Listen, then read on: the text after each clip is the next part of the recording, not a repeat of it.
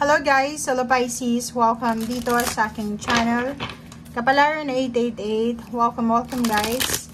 Alamin natin ang new moon energy. So, energy check ito ngayong February 2024.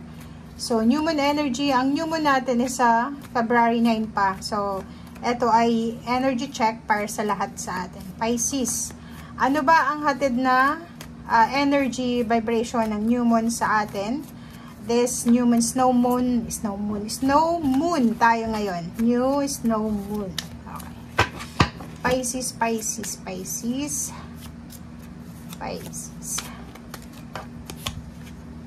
Okay, first card natin is release your blocks. Release blockages. Kumuha pa tayo dito sa second deck natin. Pisces.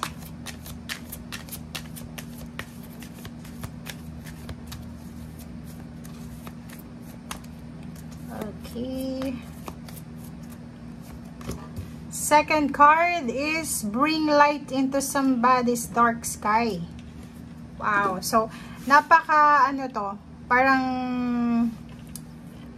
magical message ito para sa inyo, Pisces. Okay, so ang new moon energy check or energy vibration message sa atin, Pisces, is unang-una, kailangan mo daw na alisin yung mga blockages, yung mga hindrances sa buhay mo. Okay, ano ba yung nararamdaman mo? So, since it's energy vibration check, may iba sa inyo siguro na medyo confused kayo sa situation. May mga nag-aalala, may mga confused, may mga gustong mag-move on, may mga gustong balikan yung nakaraan, may mga gustong kalimutan ang nakaraan, may mga gustong tapusin ang mga bagay-bagay na hindi na resonated sa energy mo. 'Di ba? Yung parang energy na nakaka-exhausted sa lahat, nakaka-exhaust. 'Di ba? Yung nakakapagod, okay? Mapa-persona man 'yan, mapa-tao, mapa-sitwasyon, mapa-lugar, mapa-mindset. Parang sinasabi ng barahan na gusto mo nang makawala, gusto mo nang makaalis ng lubusan talaga. So, dito sinasabi na this February 9, it's a new moon, kailangan mo daw na alisin na talaga. Kailangan mo nang alisin yung mga blockages, yung mga kumukontrol sa pag-asenso mo, sa buhay mo, sa happiness mo. 'Di ba? So, kailangan natin dito ng realization, Pisces. Kailangan natin ng realization na isipin natin, ano ba ito na mga bagay-bagay, tao, sitwasyon na parang nagiging hadlang sa aking peaceful na buhay, sa aking pag-asenso, sa aking mentalidad, 'di ba? Yung parang ganoon. So, ito yung kailangan mo daw na bigyan ng focus sa ngayong new moon na to.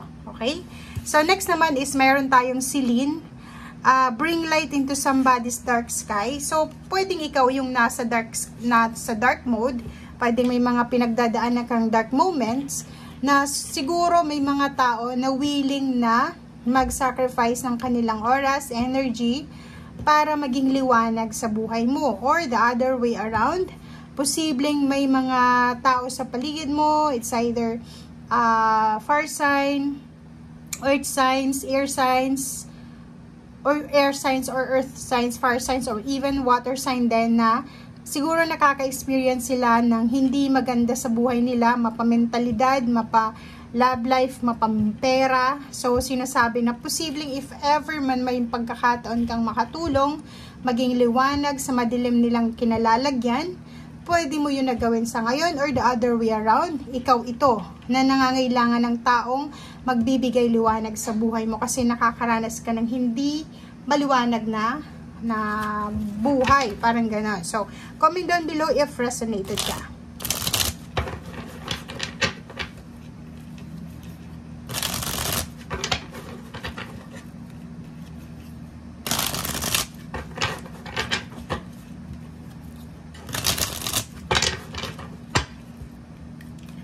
Okay. Pisces. First card dito sa second deck natin is Five of Wheels, the Lovers, and Ten of Cups, and Four of Wheels. Ang galing na to kasi itong 5 and 4, it's parang ano sila, connected sa bawat isa. And Lovers then Ten of Cups is connected sa bawat isa. Okay. So, first card natin is Five of Wheels.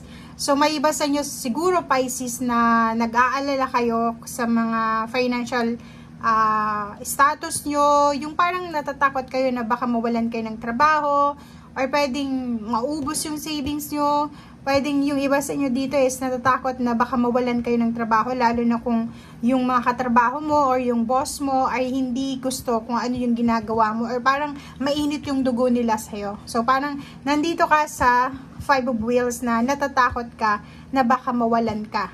Yung iba din sa inyo may mga health issues siguro, na family health issues, or pwedeng ikaw or yung kapamilya mo na inaalala mo din. So, wag kang mag-alala kasi sinasabi ng baraha sa'yo dito na nandito yung Four of Wheels. Wag kang matakot if ever man na savings itong inaalala mo na baka maubos, wag kang matakot kasi continuous yung flow ng energy mo mapapera man yan siya or emotional. Second is Lovers and Ten of Cups. Nakikita natin dito na yung maganda lang dito sa energy mo ngayon is yung relationship mo, lalo na sa lovers or sa karelasyon, sa intimate relationship, husband, wife, or girlfriend, boyfriend, live-in partner, ay sobrang magiging solid, secured, stable, parang ganon. And makikita mo dito yung Ten of Cups, sinasabi ng barahan na huwag kang masyadong mag-focus doon, masyado ka kasing nagiging advance advance ka mag-isip, so medyo yung focus mo is doon sa negativity na hindi pa nga na nangyayari, overthinking, overanalyzing, diba? And kung makikita mo tong Ten of Pentacles, dito ka dapat daw mag-focus, Pisces. Mag-focus ka dito sa sobrang positive na mangyayari sa buhay mo ngayong taon. So it's a completion, it's either may achievements na mangyayari sa'yo, sa anak mo, kung may anak ka, apo, asawa, girlfriend, boyfriend, siblings, or kung sino man siya. May mga miyembro ng pamilya, bagong miyembro ng pamilya na pwedeng pumasok sa buhay mo, dumating sa buhay mo, pwedeng may buntis, mga anak, or posibleng may mga ikakasal, or posibleng may mga support system ka na darating sa buhay mo ngayong taong ito. Okay? And dito sa Four of Wheels, sinasabi ng baraha sa'yo dito na kung nag-iipon ka ng pera sa ngayon or minamanage mo yung financial mo ng sobrang wise, diba? Yung nagtitipid ka or ginagamit mo lang kung ano yung pera mo, ginagamit mo lang sa tama, hindi yung bili ka dito, bili doon, tulad ng dati, and nasa tamang direction ka daw. So, yun ang nakikita natin dito. Okay. Page of Wands, Page of Swords. So, meron tayo ditong air signs energy and fire sign energy. So, Pisces, kung makikita mo dito, sinasabi ng baraha sa'yo dito na maraming, parang anong tawag dito, maraming possible na mensahe na darating sa'yo sa mga susunod na araw, buwan, or even days, weeks, parang maraming good news na pwedeng dumating sa'yo. Kahit ngayong katapusan ng February 2024, katapusan or first week ng Marso, may mga magagandang balita na pwedeng dumating sa'yo. Okay? So, sinasabi ng baraha, dun ka mag-focus, dun ka mag-concentrate, dun mo ilagay yung energy mo, yung focus mo. Kasi, pag sa positive ka, nag-focus, talagang yun ang mamamanifest mo. Pero kung wala pang nangyayari, doon ka na nagfo-focus, wala namang patutunguhan yung overthinking, overanalyzing natin. So, ang magiging solusyon mo dito sa 5 Wands na to is harapin natin.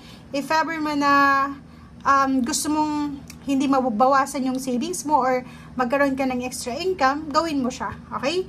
And Page of Wands, nakikita natin dito na may mga magical happenings, events na posibleng dumating sa buhay mo in the coming days and months.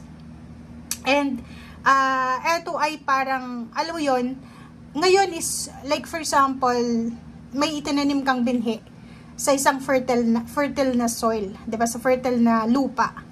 Syempre, mamumunga din yun ng fertile, 'di ba? So, parang sinasabi ng baraha dito, doon ka mag-focus sa itinanim mo. Okay?